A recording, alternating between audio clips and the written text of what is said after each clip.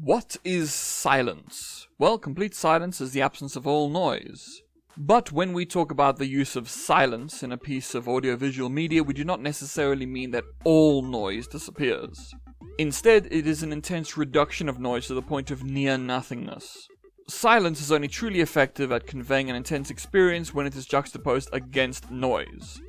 In fact, the louder the noise, the louder the silence. So why talk about Hotline Miami, a very loud game, and silence? Firstly, what is Hotline Miami and what is it trying to do? In essence, the game is a mass murder simulator. You play as a deranged man as you enter various locations while wearing a mask and murdering your way through everyone. It is immensely violent, fast-paced, and bloody, and it is also very loud. The loudness can be found in both the way the player attacks enemies, but also through the use of music.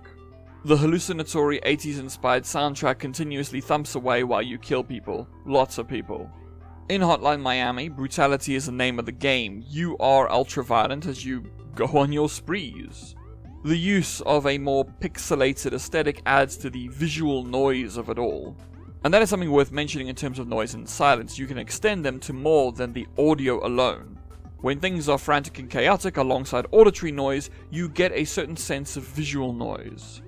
It is wild and angry. It overwhelms the senses with what it is trying to do, and it does so very effectively. The thumping soundtrack operates alongside the game's willingness to allow you to fail over and over again while simply trying it again a second later. The second-to-second gameplay is fun and dangerous, then the level ends. The silence is all that follows. As soon as you murder the last person in a level, it's all over.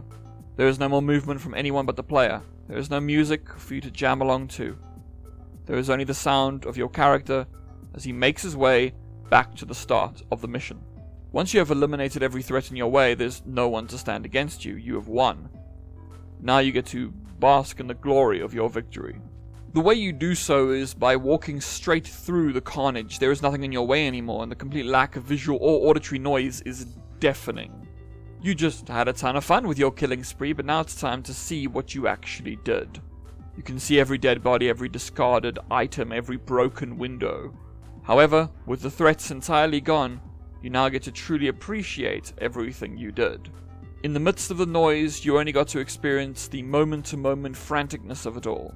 They were hardly people. They were obstacles in your path. Sure, they spew blood when killed and clearly don't want to die, seeing as they will fight back, but the artifice of the game obfuscated that. It's just a game and they are just enemies in your path. There's no need to hold back when going up against them, right? Then it all crumbles when the level ends. What was once frantic, noisy, chaotic, and kinetic is now muted, quiet, peaceful, and static. You can still hear your character as he moves through the environment, but that's about it. You just get to see what you did.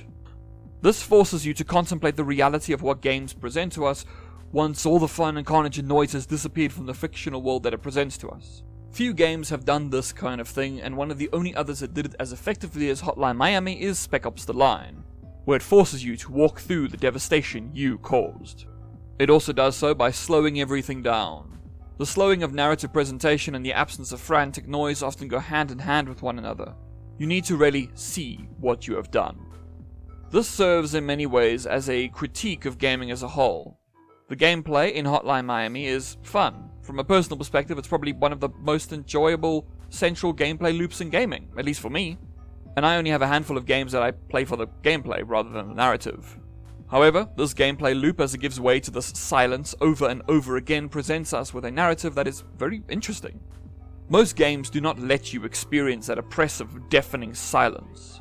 They don't want you to think about what you did. They don't want to place real consequences in your path. Instead of that, they just want you to have a good time.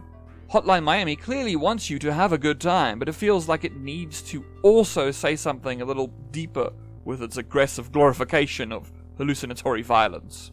It needs to, on one hand, glorify that violence while on the other criticize it. It wants to have its cake and eat it too. For most games, this would ring really hollow. This often rings hollow in games where the criticism is that violence is bad, especially when it spends the entire game trying to make the violence as fun as possible. But Hotline Miami does it surprisingly well, and it probably does it so well because it just uses silence. When you try to explain to the player why they were wrong, When you lecture them about why they should feel ashamed for what they did before giving them a new toy to kill people with, your words will feel like lip service. You're only saying that because you want to have plausible deniability when someone accuses you of glorification of violence. But by just letting it sit there, by letting you see it all without reprimanding you, by saying nothing while forcing you to trudge through the quiet carnage, you may just have more of a realization than if a character later moralized at you about why you're so bad. Hotline Miami effectively critiques what we love about games more than most games that try to critique games through more obvious methods. Silence is a great way to accomplish this kind of critique, and that kind of less is more approach should be inspected by those who want to make a game that serves as criticism of pretty much anything.